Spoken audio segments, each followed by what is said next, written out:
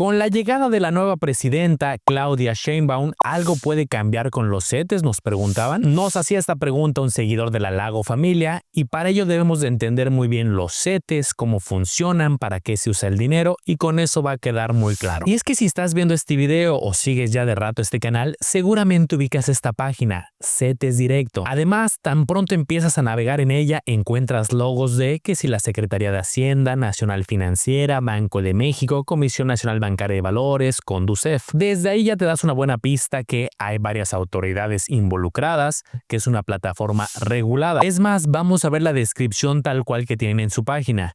Es un producto de Nacional Financiera que cuenta con una plataforma gratuita en Internet para que cualquier persona pueda invertir en valores gubernamentales sin la intermediación de la banca, casas de bolsa u otras instituciones. Dicho de manera sencilla, ponen a disposición del público inversiones gubernamentales, ahorita entraremos en detalle de ello, a el público en general, sin que tú vayas a un banco, sin que vayas a una casa de bolsa, alguna institución financiera.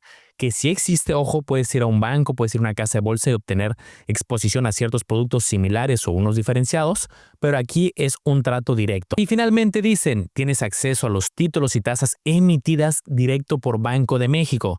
CETES Directo no cobra comisiones, eso es parcialmente cierto en varios instrumentos, aunque sí tienen algunos que cobran, como Bondia y Enerfin.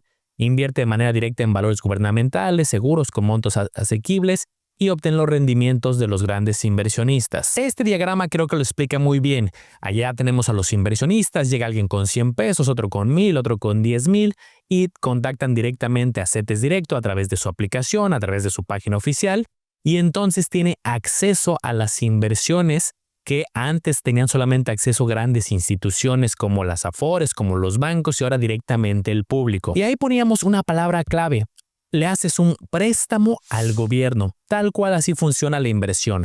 Tú tienes recursos, los inviertes, le prestas temporalmente esos recursos al gobierno a cambio de recibir una tasa de interés, algún rendimiento. Depende del tipo de instrumento porque no solamente hay CETES, son varios los instrumentos. De hecho, aquí les comparto parte de la pantalla de cómo se ve la plataforma. Yo tiene rato que tengo utilizando CETES Directo y te puedes dar cuenta que existen CETES, bonos, UDIbonos, otros instrumentos llamados BPAs, bonos de protección al ahorro y hay más.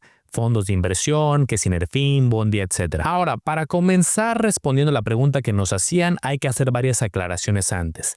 La primera es que las tasas de rendimiento de los instrumentos dentro de CETES Directo, y en particular hablaré de los CETES, van cambiando con el tiempo. Hay momentos que las tasas de rendimiento de los CETES son relativamente bajas, como sucedió en el 2013, 14, 15, incluso inferiores al 3%. Hay otros periodos como 2018, 19, donde las tasas comenzaron a subir, de hecho aquí llegaron a niveles del 8 y tantos. O como ha sucedido 2023, 2024 y pinta para 2025, que las tasas son mayores. Y entonces una pregunta que te puedes estar haciendo es, ¿esta tasa de qué depende? ¿La determina la presidenta, el presidente en turno, el Congreso, directamente Nacional Financiera?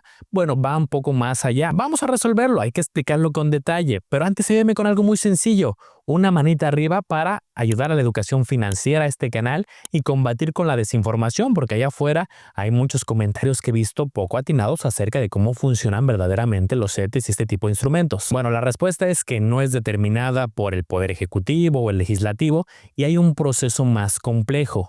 Se organizan subastas, así como probablemente has visto en las películas o quizá estás familiarizado con subastas de arte, donde hay diferentes personas que están buscando ponerle un precio a la obra de arte como tal y estaba cambiando en el tiempo. Aquí son subastas, pero no de cuadros, no de obras de arte, sino de títulos, de valores de inversión. Y estas subastas son organizadas por Banco de México, por Banjico. Ahí no participamos personas, tú no puedes ir a la subasta, yo tampoco. ¿Quién participa? Las instituciones financieras por medio de sus representantes, es decir, bancos, casas de bolsa, las Afores. Y en función de esas subastas es como se determina el rendimiento. ¿Y ellos por qué van a subastar? Porque ellos están interesados en adquirir estas inversiones para colocarlos entre sus inversionistas, en sus productos que luego ellos venden fondos de inversión u otras inversiones, pues ellos necesitan también inversión y subastan por tener esos títulos. títulos. Parte de eso es el motivo por el cual los CETES van cambiando cada semana y no vemos una línea recta donde siempre sea el mismo rendimiento. Semana tras semana puede ser un poco más, un poquito menos. Más adelante explicaré por qué hay cambios un poco más drásticos en algunas temporadas. También por esta razón tienen un precio los CETES como tal. Eso normalmente no lo ves en la plataforma, uno se fija en el rendimiento. Los CETES traen ahorita el 10.10, 10.34 y etcétera. Pero cuando se hace la subasta se pone un precio. Y ya como un dato un poquito más intermedio, los CETES tienen un valor al vencimiento de 10 pesos. Se compra en, ya viste, 9 y tantos, 9.40, 9.60. En ese diferencial entre el precio de compra de 9 y tantos y el final que es de 10 pesos, ahí está el rendimiento que obtenemos nosotros como inversionistas.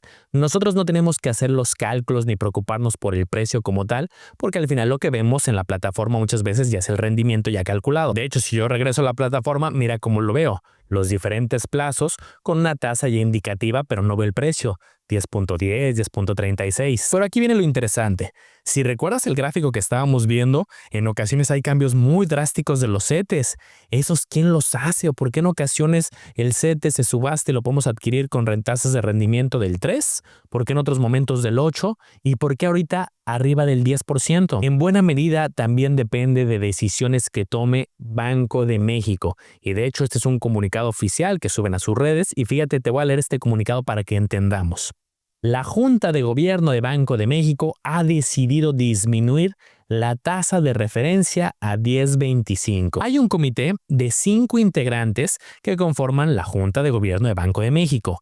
Ellos se reúnen periódicamente, analizan condiciones de la economía, cómo están subiendo los precios, cómo está el tipo de cambio, diferentes variables y toman decisiones de mover una tasa de referencia. Y esta tasa, como bien lo indica su nombre, es una referencia que se usa tanto para los CETES, la usan los bancos, diferentes instituciones financieras para saber cuál es una tasa justa hablando de inversiones de corto plazo. Y ojo, sabemos que luego hay bancos y financieras que no la pagan, que pese a que los niveles de tasas estén en el 10 y tantos, ellos ofrecen un 1, un 2 o no dan rendimiento en las cuentas porque cada banco también es dueño de su estrategia de si quiere pagar tasas o no. Pero los CETES sí van a seguir mucho esta tasa de referencia dictada por Banco de México. De hecho, aquí te vamos a compartir este gráfico que es bastante bueno, donde tenemos la línea negra que es la referencia que ha dictado Banco de México y en color rojo los CETES. Esto para los últimos meses, un par de años desde 2021 a la fecha. Fíjate cómo si los CETES está muy cercano a esta referencia, de repente un poco abajo, de repente un poco arriba, porque depende de la subasta, pero observando como punto de partida la referencia de Banco de México. Entonces ya te das cuenta que son dos cosas. ¿Cuál es la tasa base, la de referencia? Llega a la subasta y va a ser más o menos similar. Y retomando la pregunta al inicio, oye, ¿y entonces tiene algo que ver con el Poder Ejecutivo? Si Banco de México, este comité, sí influye en las tasas de los CETES de manera indirecta al poner la referencia, ¿ahí hay cierta relación o no? Bueno, pónganse cómodos porque lo vamos a explicar con detalle. Pero antes, un pequeño recordatorio por si no has agendado tu cita antes de que acabe el año para las consultorías gratuitas. Este video llega gracias a las consultorías gratuitas para un plan personal de retiro, donde te harán una proyección personalizada. Te explicarán cómo pagar menos impuestos legalmente y cómo funcionan las inversiones reguladas de un PPR. Aprovecha los últimos lugares y aparta tu lugar. Bueno, si nos vamos a ver qué dicen las leyes, nos vamos a ver la Constitución, menciona lo siguiente.